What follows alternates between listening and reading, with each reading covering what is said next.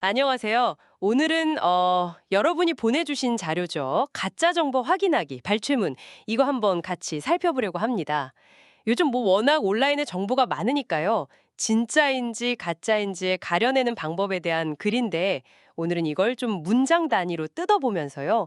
핵심 어휘나 뭐 문장들 간의 논리적인 연결, 전체적인 의미 구조 이런 것들을 한번 파헤쳐 보겠습니다. 아, 네. 정말 정보가 너무 많아서 이제 뭐랄까 비판적으로 정보를 받아들이는 능력이 그 어느 때보다 중요해진 것 같아요. 이 글 분석하면서 정보 신뢰도를 판단하는 구체적인 기준 같은 거, 방법 이런 걸 좀 명확하게 이해하는 시간이 될 겁니다. 네. 자, 그럼 첫 단계로 나오는 게 영어 표현으로는 check the credibility of the content creator 이거네요. 그러니까 컨텐츠 만든 사람의 신뢰도를 확인해라. 정보의 출처를 먼저 보라는 거죠. 가장 기본. 그렇죠.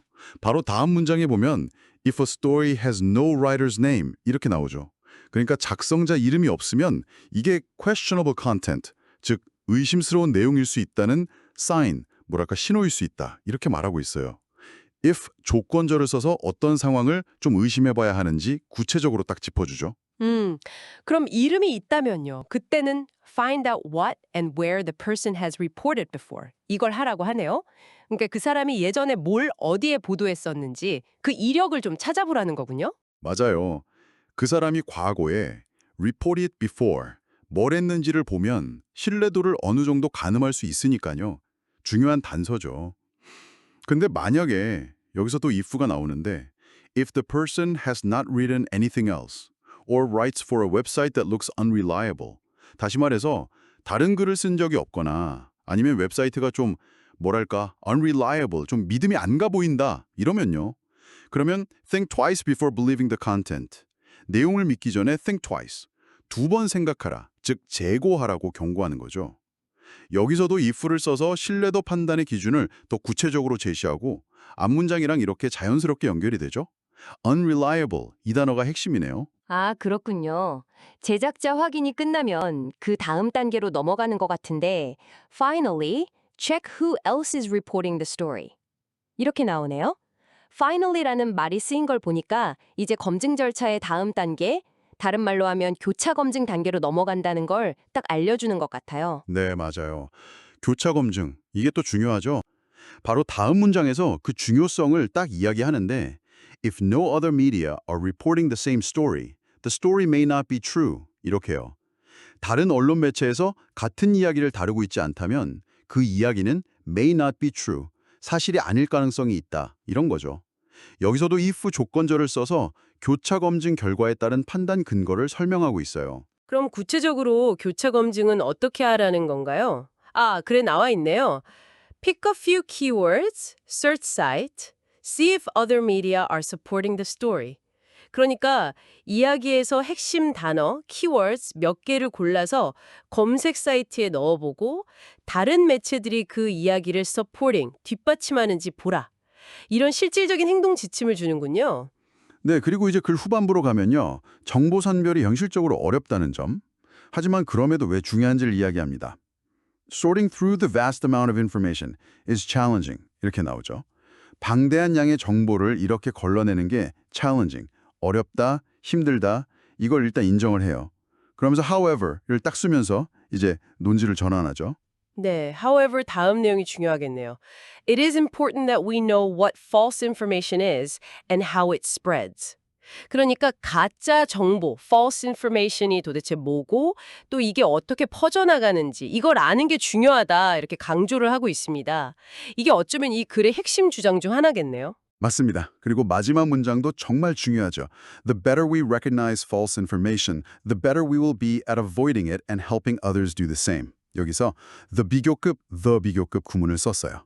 우리가 가짜 정보를 더 잘 recognize, 인식하면 할수록 그것을 피하고 또 다른 사람들도 피하도록 돕는데 더 능숙해질 것이다. 이런 인과관계를 아주 명확하게 보여주고 있죠. 이것도 정말 중요한 중심 문장이라고 할 수 있겠습니다. 아, 그럼 정리를 좀 해보면 이 글의 중심 소재는 온라인 정보의 신뢰도를 어떻게 검증할 것인가 하는 방법이네요. 네. 그리고 논리 구조를 보면 처음에는 작성자 신뢰도 검증 단계가 나오고 그 다음은 교차 검증 단계, 그리고 마지막에는 정보 검증 자체가 어렵지만 그래도 중요하다고 강조하는 흐름으로 이어지네요. 맞습니다. 글의 논리 구조를 좀 더 도식화해보면요. 1. 일단 주제 제시. 암시적으로 정보 신뢰도 확인이 필요하다는 걸 깔고 가죠. 2. 해결책 첫 번째. 작성자 신뢰도 확인. 이름 있는지 보고, 과거 이력 보고, 어디에 글 쓰는지 플랫폼 확인하고. 3. 해결책 두 번째. 교차 검증. 다른 매체도 보도하는지 보고, 키워드로 검색해보고. 4. 그다음엔 부연 설명으로 정보 분류가 어렵다는 걸 인정하고. 5. 마지막으로 결론. 핵심 주장. 그래도 가짜 정보 인식하는 게 중요하고 효과도 있다는 걸 강조하는 거죠. 아주 체계적이에요. 그리고 중간중간에 if나, finally, however 같은 연결 어구들이 이런 단계적인 설명이나 논지 전환을 아주 매끄럽게 도와주고 있죠. 네, 그러네요. 그리고 보면 check credibility, find out, check who else, CF 이런 표현들은 다 검증하는 행위를 나타내는 뭐랄까 비슷한 말들이고 또 questionable content, may not be true, false information 이런 것들은 다 믿기 어려운 정보라는 같은 개념을 그냥 다른 단어로 표현한 거네요. 그렇죠. 이런 표현들이 계속 반복되면서 글 전체의 의미 흐름, 그러니까 정보 검증이 필요하고 이렇게 해야 한다는 주제가 계속 일관되게 유지되는 거죠. 자, 그럼 이 글을 한 문장으로 요약한다면 어떻게 될까요? 한국어로는 온라인 정보의 신뢰도를 확인하려면 작성자 검증과 교차 검증이 중요하며 가짜 정보를 인식하는 능력을 기르는 것이 필수적이다. 이렇게 할 수 있겠고요.